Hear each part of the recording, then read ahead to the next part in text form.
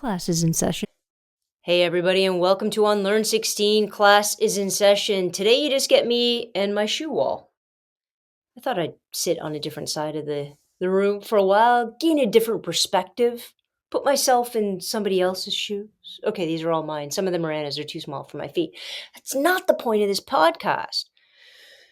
I was going to come on here and do an education podcast. I was going to talk about school and starting the school and all of those things, and then I went on X.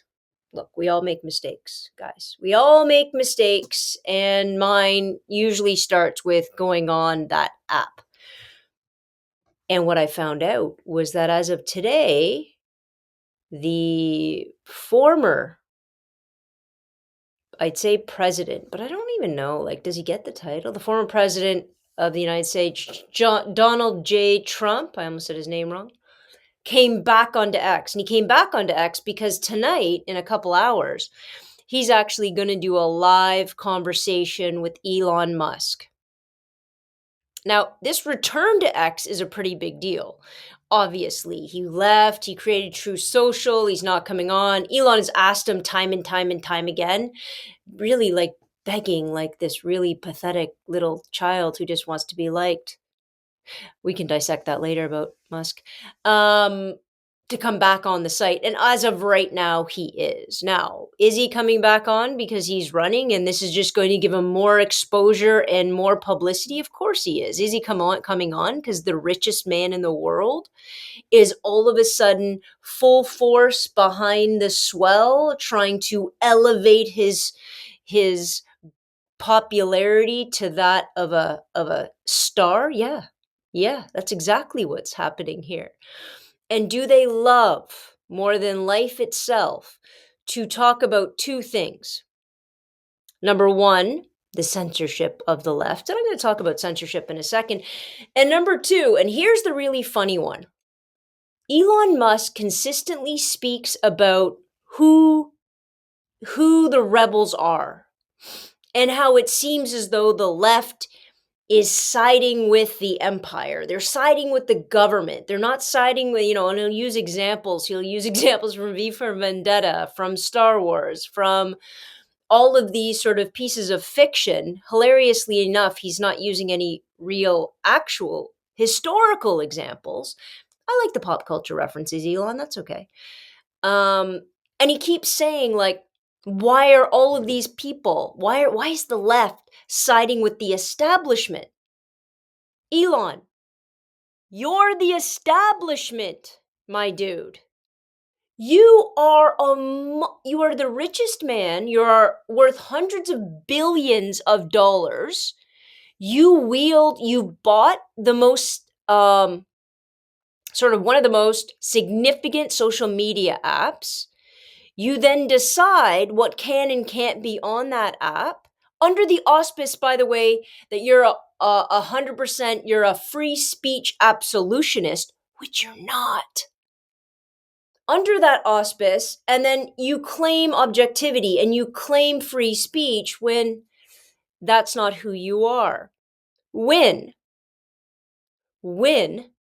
has the multi-billionaire ever been on side of the rebellion? When has the multi-billionaire ever been on side with tearing down the establishment? When has the multi-billionaire, and I do press everybody else, not just to look at Star Wars, although it is a classic example, but real life examples throughout history, throughout the world, many different countries. When has the billionaire wanted to tear down what has been built that, by the way, has laid the foundation for them to gain that kind of capitalistic monopoly? Because, by the way, Elon, you complain about taxes, so you're moving Tesla. You're worth $300 billion, but you don't think you should be paying your fair share. You hate unions, which, by the way, seems to be a very significant form of censorship and control and manipulation. Again, very much top-down driven. You consistently give the illusion, and Of you are fighting for what? The little guy? What little guy? What do you have in connection with anybody who is struggling at this point? The only connection it seems to be, and I'm gaining kind of an awareness of it now, is the fact that your daughter wants nothing to do with you. And you are trying then to pit and create and magnify this cultural war against quote unquote the woke mind virus, which is one of the most embarrassing three words I've ever said together. And now Donald Trump is going to couple with you. By the way, he thought you were garbage before. Just so you know, right? You were garbage when you didn't vote for him, but nonetheless. So now what's going to happen is he's going to parrot you.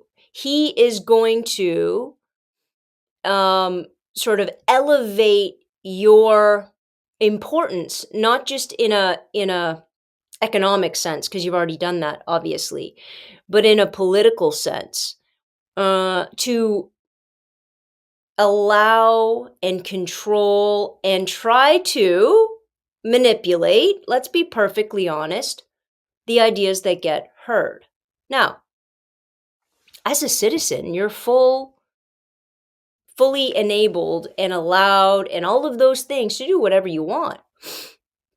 There's no question in my head that you can do whatever you want with the power you now wield. However, I am really tired and exhausted of people thinking or people assuming that you're wielding that power for anybody else but yourself and what you can gain and how you can gain that further and how you can expand your reach.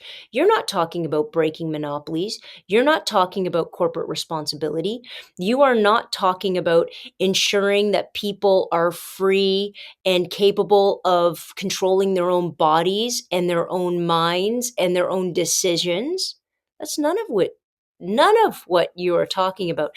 And now Trump is going to use you like he's used the Republican Party, to which he has said way before now, if he was ever going to run, he's been a Democrat his whole life, he would be a Republican because they aren't intelligent enough to know when I am going to play them. I know exactly what to say, when to say it, to draw them in and to get them to create this cult-like following, card-carrying, baseball, idealization kind of format.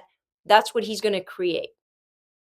And these two boys are going to sit on this conversation or in this, I don't know if it's a podcast, however they're going to frame it. And they're going to pat each other on the back until their shoulder bruises and their hand throbs. And I use that word purposely. But to what end? Trump did a great move. And I like to point out when people do make a great move. Trump stood on that stage with Hillary Clinton and he said, I know the system's broken. I know she benefits from this. Clinton benefits from the system. I know all of the ins and outs and the tax loopholes and the monopoly formation. Basically, I know how to cheat legally to make sure that I become richer and richer and richer, and to hell with everybody else, to hell with justice, to hell with morality, to hell with equity of any kind, to hell with sustainability. I know how to do that. Why? Because I've been doing it and I've been using the system to get away with it. Then he looks at Hillary and says, by the way, when she gets elected, she's not going to change that system. Do you think Donald Trump is? Did somebody, because he never said it. He only said, the system's broken, I use it. She's not going to change it because she's part of the millionaire club that benefits and all of her investors benefit. Donald Trump is the guy that benefits from the broken, corrupt system. He's never going to change it. And even better, he never said he was going to. So all of these individuals in the United States that are clamoring for his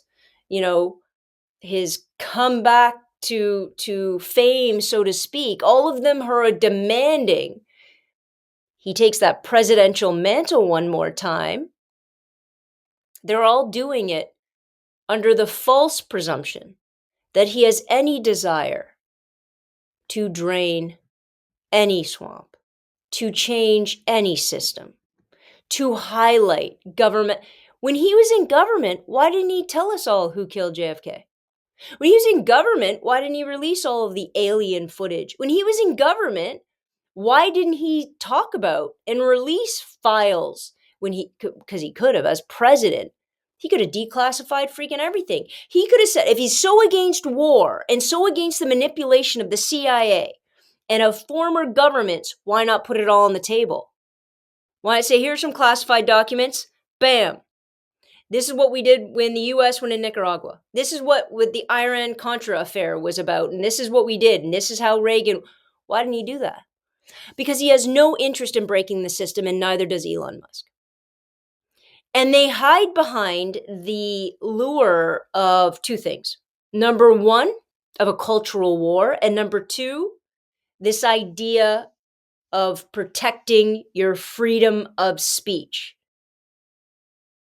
Protecting your freedom of speech, protecting individual freedoms, while stacking the Supreme Court judges and ensuring that a woman's right to control her own body is obliterated. We're now seeing schools putting up the 10 Commandments on the wall and talking about Christianity rather than having an actual secular education. I'm not talking about in religious schools. I'm talking about in publicly funded education. We're talking about a rise of Christian, nationalistic, theocratic government. Heaven help me, guys. When the Supreme Court ruled against women being able to control their own bodies, they cited religious philosophers and academics whose job it is to analyze and apply religious doctrine as it should help build the United States. Are you kidding me? That was never supposed to happen. That was the whole point. Being able to have religious freedom isn't just freedom of, it's freedom from. Let me say it again. And this is true of a lot of things. Having freedom isn't just freedom of choice. It's freedom from indoctrination. It's freedom from a forced learning model where no other perspectives are on the table. So if I say I'm going to have freedom of religion, I need to allow people to practice whatever religious faith they want to practice, as long as it doesn't hurt anybody else. That seems like a healthy line. Without the state, without the government presupposing which is the best religion and which one they want to support, indoctrinate with, and magnify. Now, don't get me wrong. The United States still does this. Of course it does. So does Canada. We do it with religious holidays. We do it at, my God, Christmas and the flood of those kind of ideals and images and cultural reality. And again, I'm not talking about going shopping at the mall. I'm talking about what governments do, what schools do, what days we still get off. We still get off the 25th of December. We still get off 4-day Easter weekend. Why? Until about 20 years ago, we used to have Sunday as a day of rest. Stores weren't allowed open. So when I talk about individuals like Musk and Trump, they are giving an illusion of freedom in a censorship sort of open, like no censorship, no restrictions on what you're allowed to say. They give the illusion of that. Makes them sound new, and it makes them sound unique, and it somehow, they think, makes them sound like they were in 1776. 1776, by the way, The amount of people, when people say they want a throwback to what it was in 1776, let me just give you a heads up. Only 10% of the population were actually allowed to vote in the newly formed United States of America in 1783. You had to be white, you had to own property, you had to be a man. 90% of the population at the inception of the United States could not vote, had no power. Obviously, African Americans took what, till 1865 to have some degree, and I use that word loosely because just because they weren't enslaved anymore doesn't mean that they actually had freedom in any way, shape, or form. If you were an African American working beside somebody in one of those beautiful free northern states who happened to be white, you would be getting 75% less of a pay for doing the exact same job. Women, women weren't even allowed to vote until 1918. What? Let alone have economic and social power of any kind whatsoever, let alone control their bodies, which we are now starting to draw back. So when people have a callback to that time and that era, either A, they like the idea, kind of like that Pearl chick who constantly talks about taking women's rights to vote away, or, and this is more likely,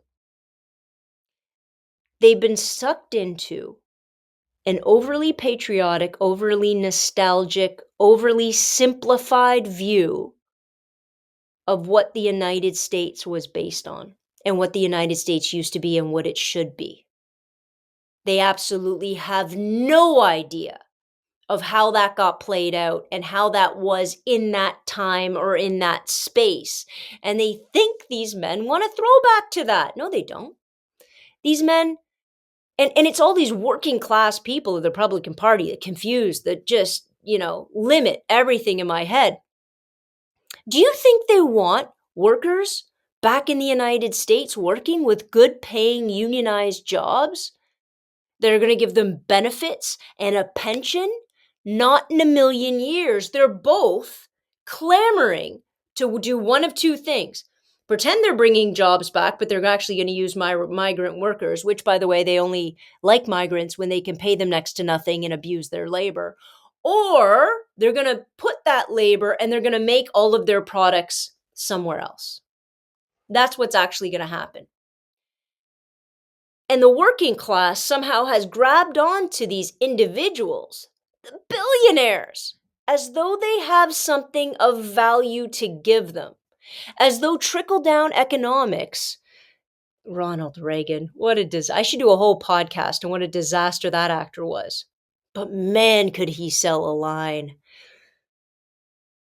They want the corporate establishment. They want monopoly formation. They want all of the power in their hands. They want unions busted left, right, and center. They want all of it. I'm going to go you one step further. I'm going to argue both these morons would actually like women to be out of the workforce. Want to know why? You take them out of the workforce, and all of a sudden you have more jobs, more, availability to sort of create and manipulate how you want the economy to necessarily feed you.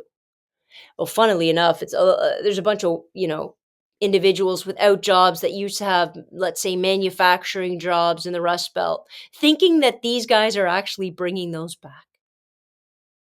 Thinking that they're actually a man of the people who want to elevate and want to make sure there's a more realistic distribution of wealth to make America. They don't want to make Americans great. They want to make America great.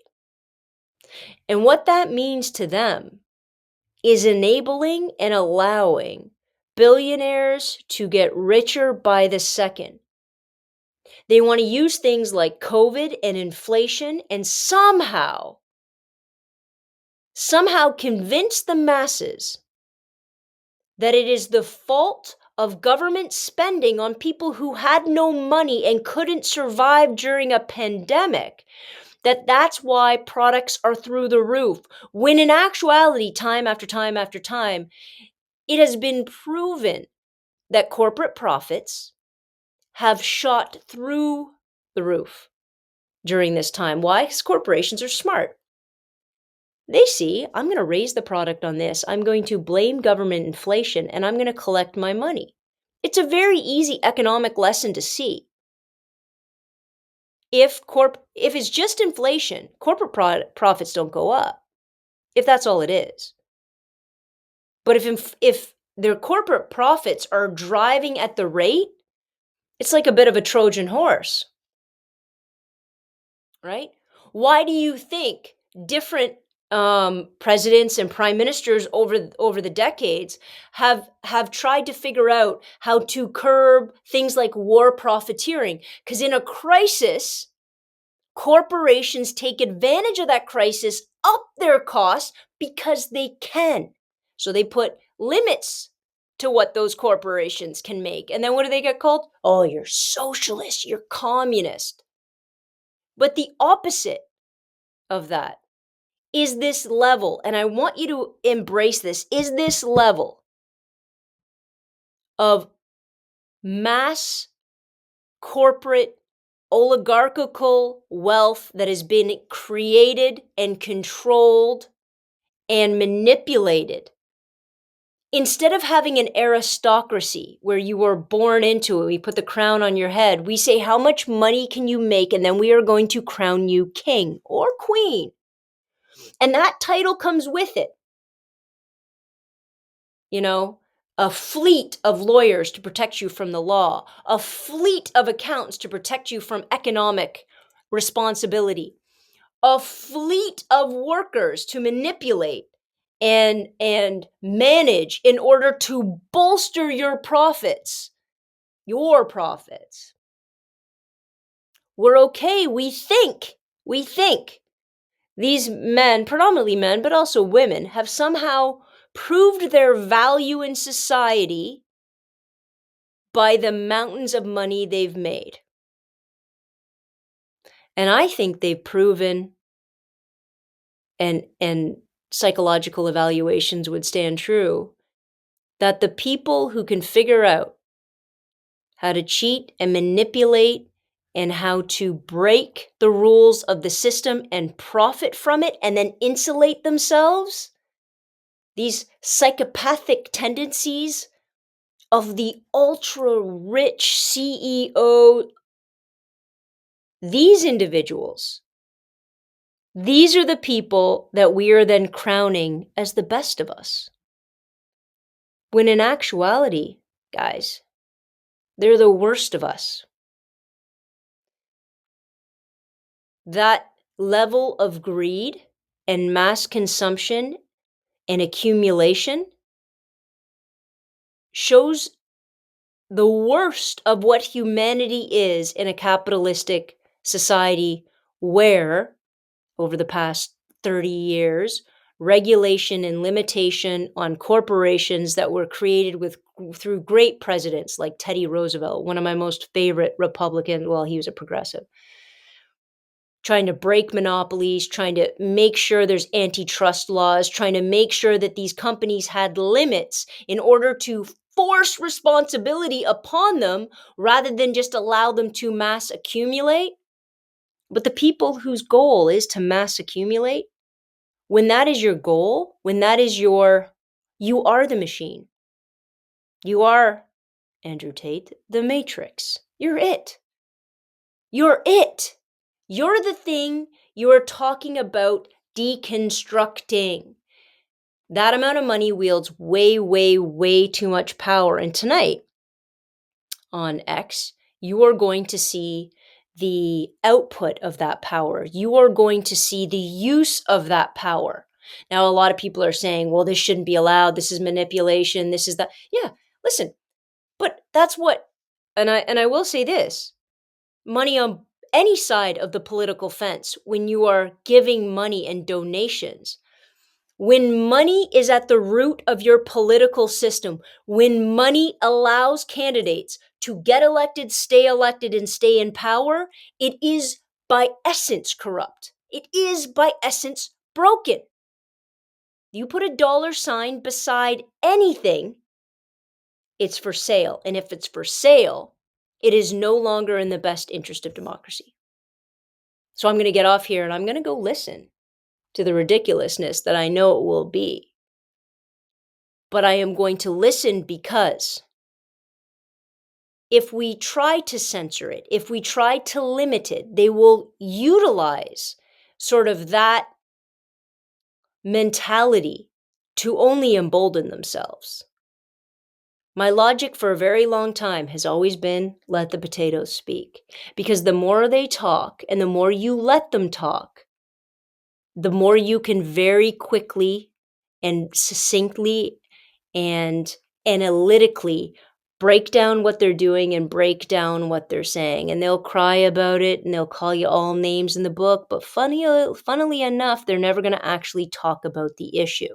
And these two men aren't going to talk about any issues tonight. They're going to pat each other on the back until that shoulder is bruised and the hand is swollen. On that note, guys, let me know what you think. If you watch it tonight, leave your comments in the comment section and I will address it next week. Same bat time, same bat channel. Dismissed.